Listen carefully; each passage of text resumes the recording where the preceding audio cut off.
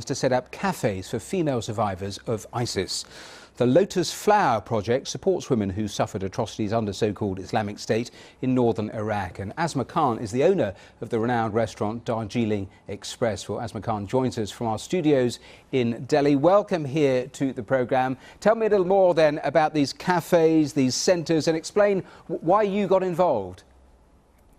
I wanted to go outside my comfort zone because I worked out that with setting up a female collective, that is what Darjeeling Express, my restaurant in London, is. It's an all-female kitchen. I wanted to do something significant that would make a difference to other women's lives. And I came across this person, and she just seemed so earnest and so committed to trying to help these girls out. And I asked her, what happens about food? And she just looked at me and said, what about food? And as an immigrant, I understand the importance of food because it's the one way of going home. When everything else around you is changed and you're so scarred and you can't change and you can't go back, you've lost everything that you knew was your own. The food is one thing you can claim back.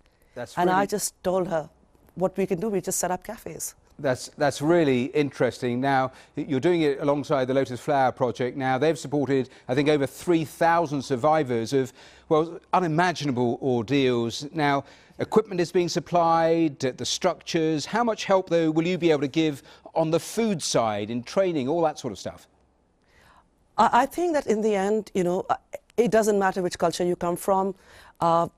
Breaking bread, the Bible has, 21 references to it.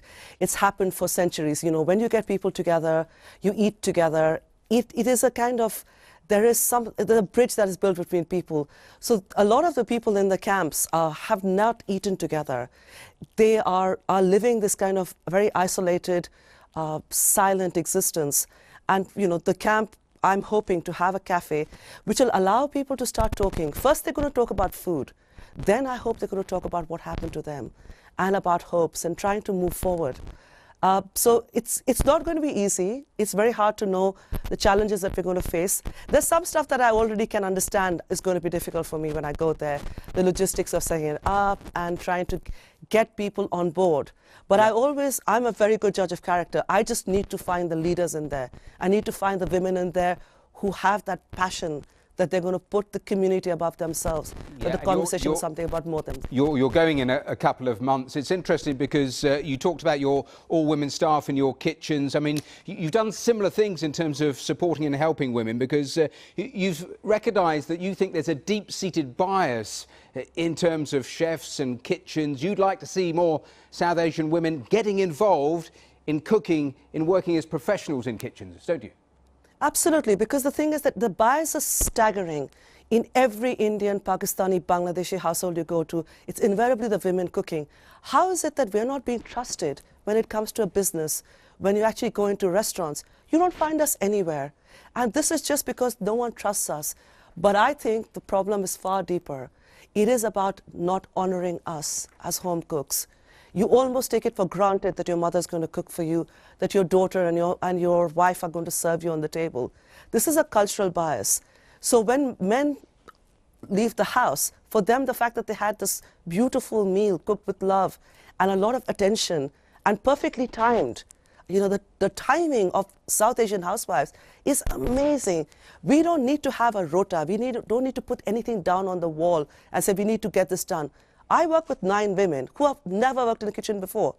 The food comes out on time because it's just how we were grown up to do. You talked about attacking bias. You also support charities that support second daughters in India. You said recently, my tribe is now women. You're also getting involved in what we were talking about in northern Iraq and elsewhere.